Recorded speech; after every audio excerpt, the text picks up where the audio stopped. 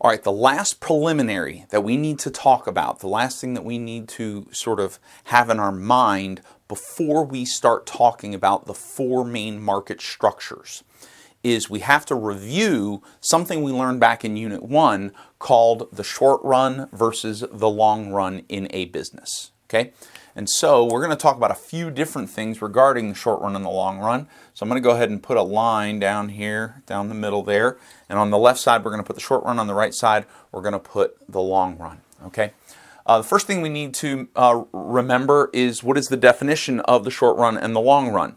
What I want to remind you is that in the short run, we have fixed costs.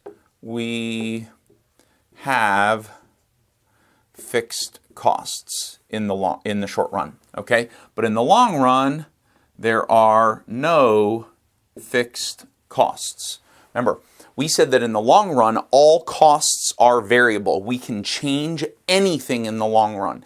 In the long run, we own all our trucks. We can just sell them off and stop delivering, okay? We can sell our factory and build a new factory in another state, okay? So, in the long run, there are no fixed costs. In the short run, we do have fixed costs. Okay, that's a W there. This is a W. Now, in the short run, because we have fixed costs, we also have average fixed costs.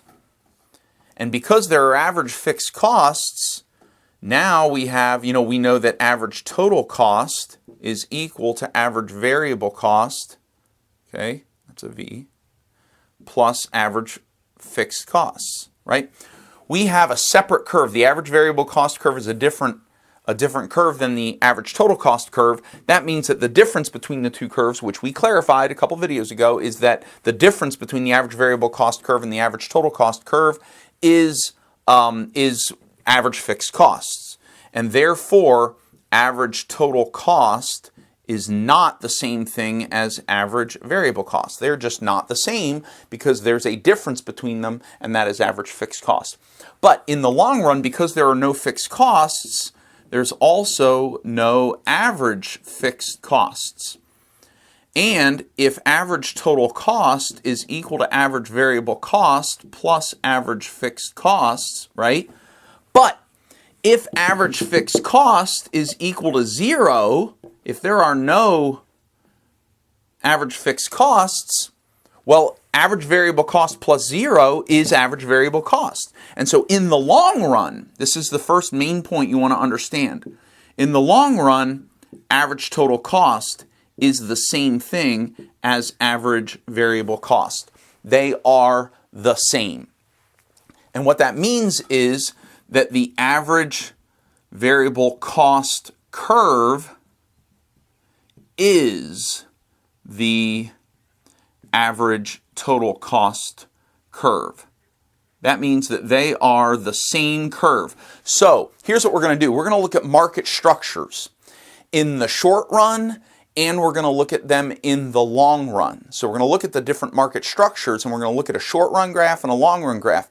And one of the biggest differences between the short run graph and the long run graph is that the long run graph has only 4 curves on the market graph, on the market structure graph. And the reason that there are market structure graph, the reason that there are only 4 curves on the market structure graph is because the average variable cost curve is the same thing as the average total cost curve. So you only see one average cost curve, and that is and you can call it average total cost or average variable cost. It doesn't matter, but we're going to call it the average total cost curve, okay, in the long run. Whereas in the short run, there are 5 curves like we have already learned previously, okay? Okay, so the next thing that I want to remind you about with short run versus long run is in terms of mobility of the firm. Can the firm move into markets and out of markets? Okay, now in the short run, firms do not move markets. Okay, I'm going to erase this comment down here. Only 4 curves. Okay, so in the short run, no mobility between markets.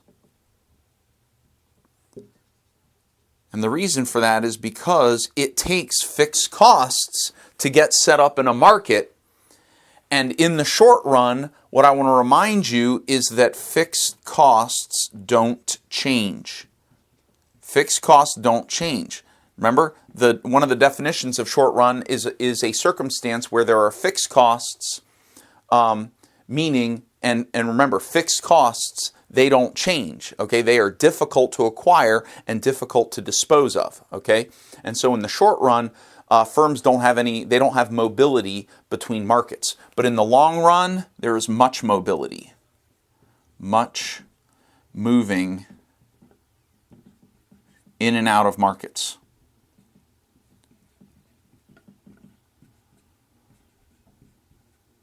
That's a K, in and out of markets. Okay? The last thing we're going to review about the short run and the long run has to do with profits and losses. And here's what I want to remind you, is that in the short run, one of the things that we said previously is that in the short run, profits can be sustained.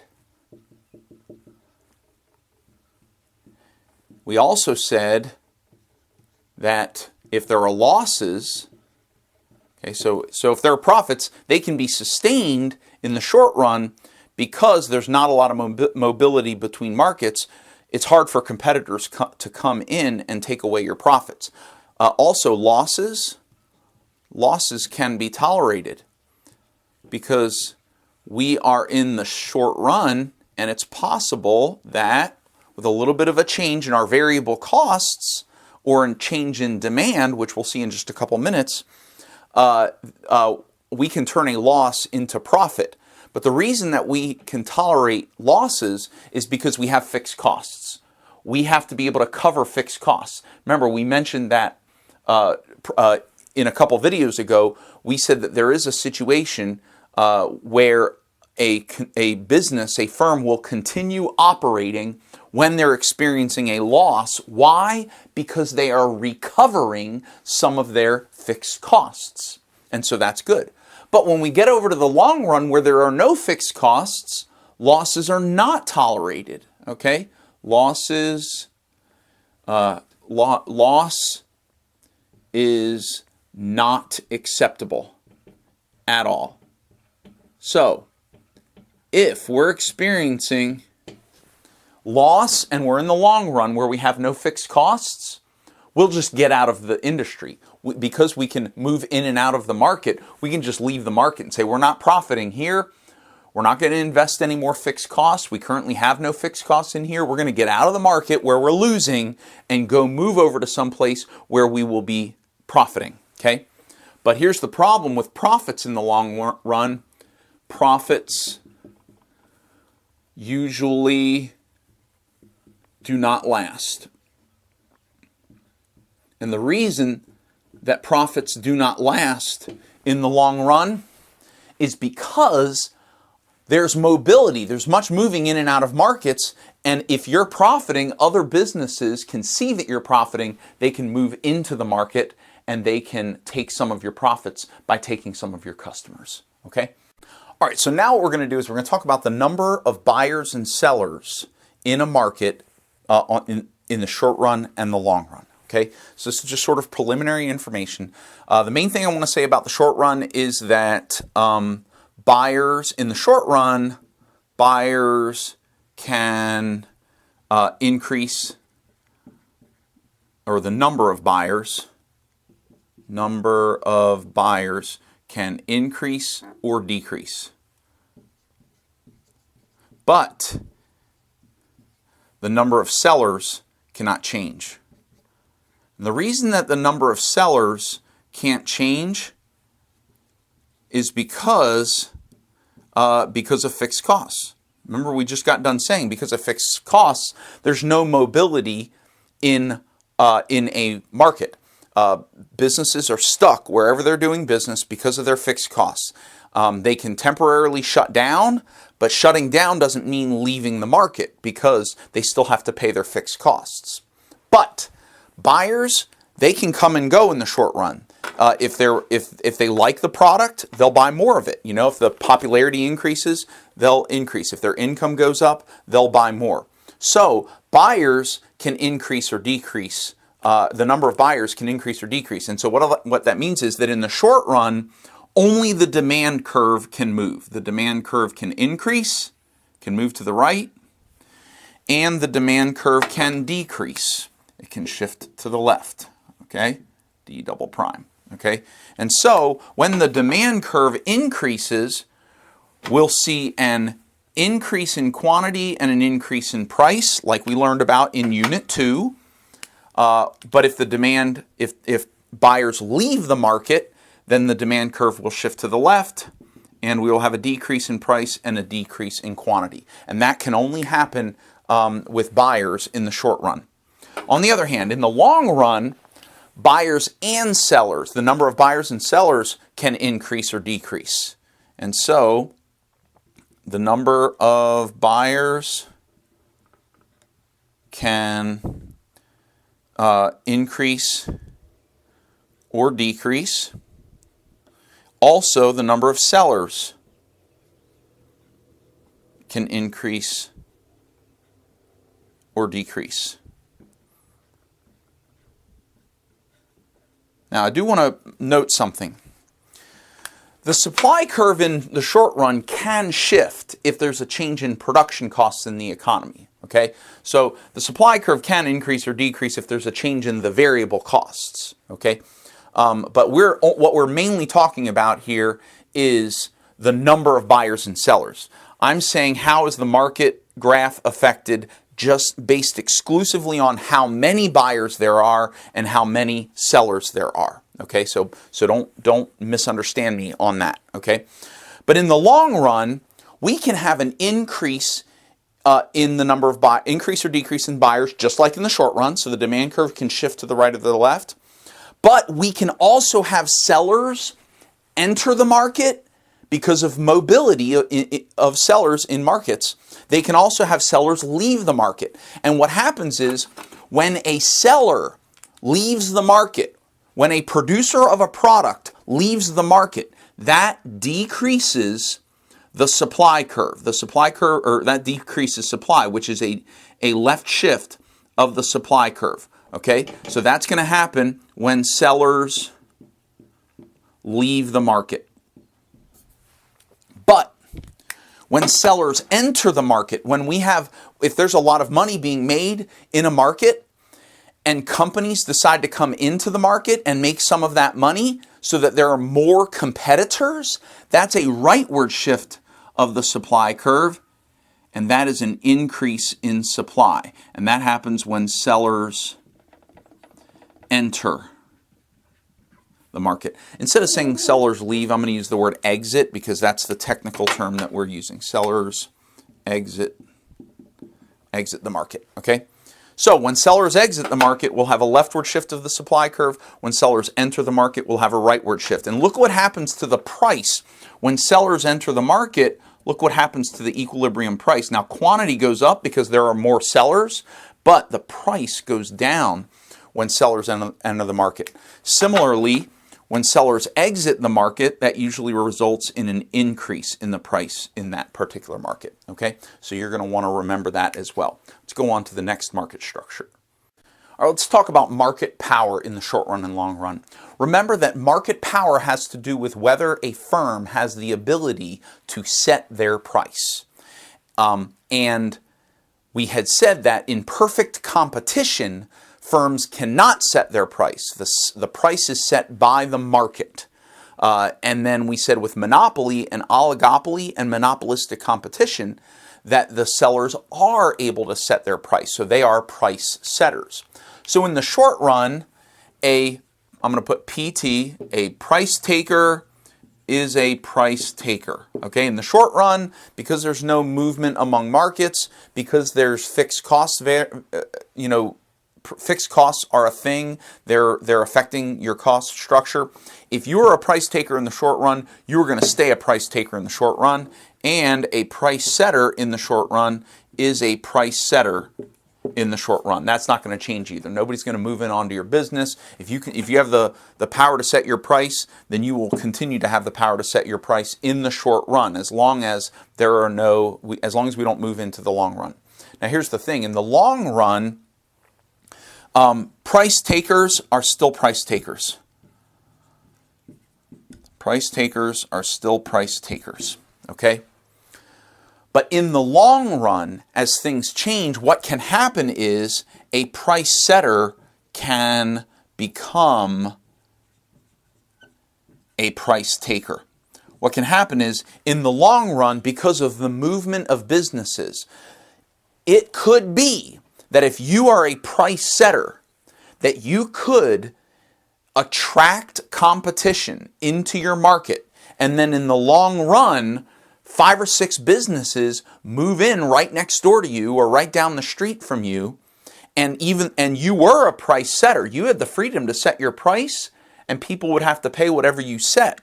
But now that you have a whole bunch of competitors, you now have to be careful about setting your price compared to your competitors.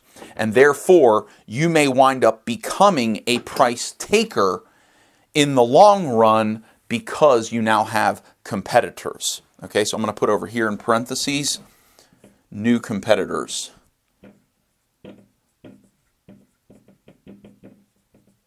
Okay, but in the long run, some price setters can stay price setters. If they maintain a certain degree of market power, even when competitors come in, they might still be able to maintain their market power and stay a price setter. Okay, and we'll talk about that as we talk about the different market structures. All right, let's talk about barriers to entry in the short run and the long run. Okay, when we say entry and exit, we mean firms moving into the industry or moving out of the industry. Now, we just mentioned earlier when we reviewed short run and long run, we said that because of fixed costs, there isn't mobility in and out of markets in the short run. And so barriers to entry and exit, relatively speaking, we're going ceteris paribus here, and we're also in a principles class, so don't crucify me for saying this, but we're generally going to say that barriers to entry are irrelevant in the short run. And the reason they're irrelevant in the short run, like I said, is because businesses are not exiting the market because they're stuck with fixed costs. Businesses are not entering the market because entering a market is a long run decision, okay? But in the long run, there's 2 main things we have to understand about barriers to entry and exit, okay? Is that industries we're talking about here, we're going to say high barrier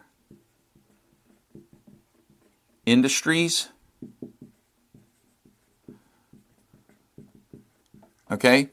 They have less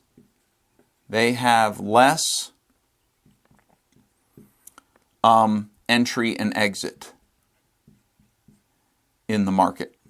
And because there is very little entry and exit in the market, okay, high barrier firms or high barrier industries, generally speaking, look like the short run in the long run. Okay, so in the long run,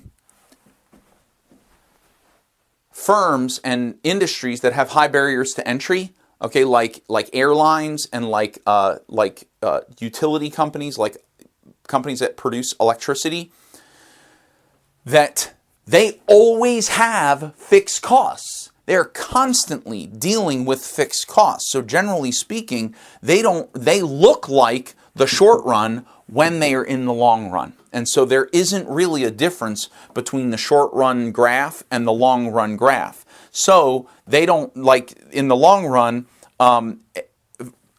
industries that have very high barriers to entry, they don't have a separate average total cost and average variable cost curve. They always have a separate average total cost and average variable cost curve because their market structure looks like the short run when they are in the long run. However, low barrier to entry firms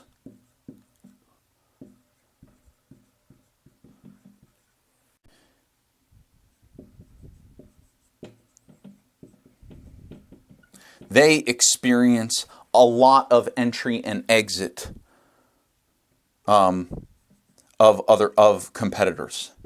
Much entry / exit of competitors. And that means that they have a lot of new competitors. So we're talking like fast food restaurants, wherever you live. I don't know if, well, where I live here, there are restaurants close, restaurants open, restaurants close, restaurants open. Now, I'm not saying that a restaurant doesn't have higher barriers to entry. It is difficult, kind of, a little bit, to get into the restaurant industry, but generally speaking, getting into the restaurant industry is not like getting into the airline industry. Two very big, it costs a lot more money to get into the airline industry. So industries that have low barriers to entry, they have, in the long run, they have a lot of entry and exit of competitors. And so typically what you have in low barrier industries is you have a supply curve that is constantly shifting to the right and shifting to the left. So that's going to happen. This happens a lot in industries that have low barriers to entry in the long run. Okay? All right, so now let's talk about product differentiation in the short run and the long run. In the short run, there typically is no change in whether a competitor is offering, whether the product is considered homogeneous to buyers or considered heterogeneous to buyers. Here's what I mean. That if in the short run, if you offer a homogeneous product, something that basically all the competitors are selling the same thing, if you want your product that is homogeneous to be heterogeneous, you have to make a change to it. You have to make it different. That's not something that you can do in the short run. That is something that requires a lot of investment. And therefore, homogeneous products can't become heterogeneous. Okay? And sometimes what will happen in some industries is you'll have a heterogeneous product. You'll have a product that's very different than all the other products, and everybody notices that it's different. Okay? Well, heterogeneous products oftentimes can become homogeneous if they are copied. So if competitors copy the features of your heterogeneous product, then your heterogeneous product will become less different, okay? But not in the short run, because in order for your competitors to make their products more like your heterogeneous product, they need to invest a lot of capital, okay? And therefore heterogeneous products won't become homogeneous in the short run, okay? And that's really what I meant to say up here is homogeneous products won't become heterogeneous. Won't become heterogeneous. Not in the short run, okay? But over here in the long run, this can definitely happen. In the long run, changes due to product research and development. All right, so if your company puts a lot of effort into research and development, takes a lot of capital investment, which typically results in fixed costs, if you're selling a homogeneous product, you can make it better and you can turn your homogeneous product into a heterogeneous product, meaning you can make your product, it used to be the same, but now you can make it very different than your competitors. So a homogeneous product can become heterogeneous in the long run. Also in the long run, a heterogeneous product can become homogeneous. Why? Because competitors copy features. Homogeneous because competitors copy the features of your product. Okay? And that's what can happen with product differentiation. So, in the short run, if it's different, it'll stay different. If it's not different, it'll stay not different. But in the long run, you can take your product that is not different and make it different. And you want to make it different. Heterogeneous products typically are associated with higher market power. Higher market power, okay, which means you can be a price setter.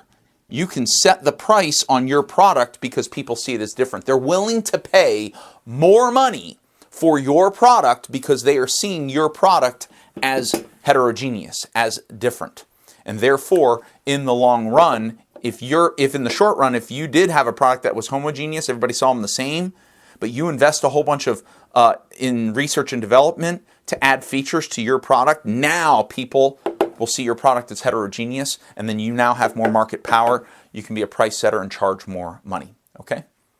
All right, the last one we're going to talk about is information symmetry in the short run and the long run. Remember, information symmetry is the degree to which all of the firms in an industry know what one another are doing. Okay, they know the prices that they're charging. They know their costs for what it is that they're buying. They know how much they're paying their employees, all kinds of stuff. Okay. Now, generally speaking, in the short run, information symmetry is not that big of a deal. Okay. So what we're going to say under short run is we're going to say that it's less relevant for what we want to talk about. We right now, for what we're about to do at the end of this, through the rest of this unit, the rest of this semester, is we want to focus on information symmetry in the long run. And the main thing that we're concerned about in the long run with information symmetry is we're concerned about information on profits. Info on profit. Okay? Now, here's the thing. When information symmetry is imperfect. Okay, so imperfect information. All right, competitors don't know. Competitors don't know how profitable an industry is.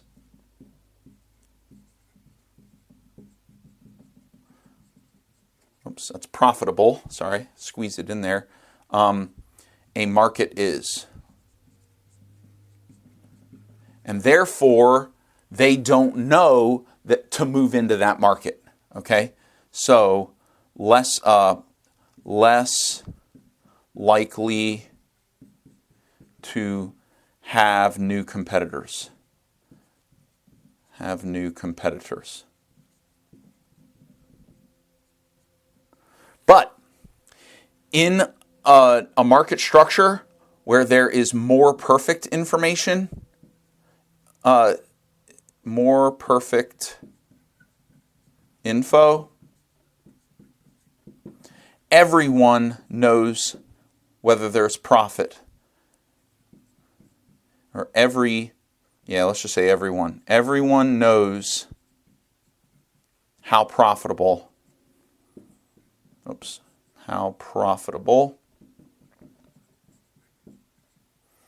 the market is. And if the market is very profitable, there will be lots of new competitors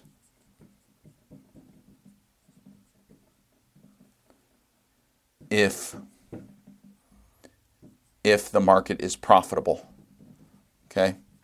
And what that means is this, is that industries with high information symmetry, where everyone knows how profitable the industry is.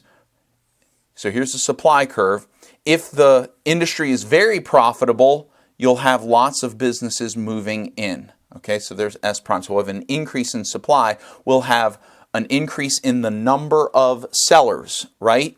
That's in the case that it's more profitable. But if everybody knows that the industry isn't very profitable, you will have a decrease in the number of suppliers. Because everyone's going to say, well, we're not moving into that industry. We already know that people aren't very profitable over there, so there's no money for us to earn. And that's how information symmetry in the long run affects markets and their structures. Okay? All right, that's it for our preliminaries. All we have left to do now is learn about the 4 market structures and their market graphs and everything that's associated with them.